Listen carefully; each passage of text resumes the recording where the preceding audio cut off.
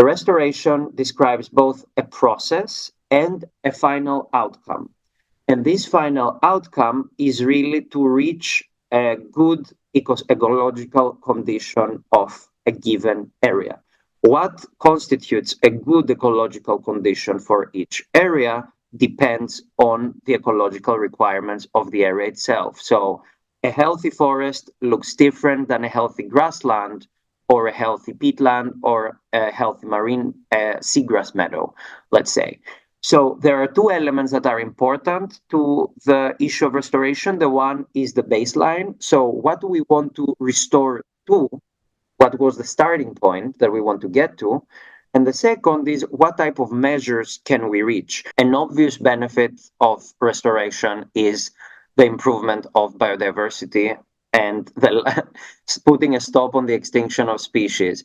But beyond that, restoration is key for climate change mitigation, or so for the achievement of our climate targets and our net carbon neutral targets, because several ecosystems are very good carbon sinks. Although the site had been designated as a protected area, there were no significant effects due to the mere conservation objective. Just because an area is a Natura 2000 site doesn't mean that the forests are going to be preserved, as was the case in this one, where clear cutting continued and the forests were under threat, and because there was simply no enforcement of the law, of either the national law or the European law. In the past, there were a lot of restoration activities that were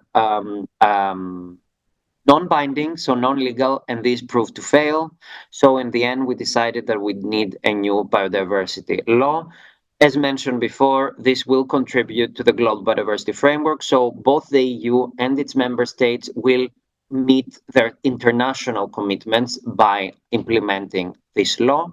And also, it was an integral part of the biodiversity pillar of the Green Deal, with the former Vice President of the Commission saying that the climate targets cannot be achieved without nature restoration. What about the cost of inaction? What if we don't act now and we let ecosystems degrade more and more?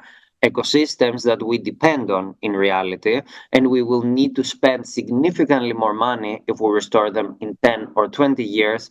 Just think of the inflation that we will have by then, and just think of the level of degradation of those ecosystems by then.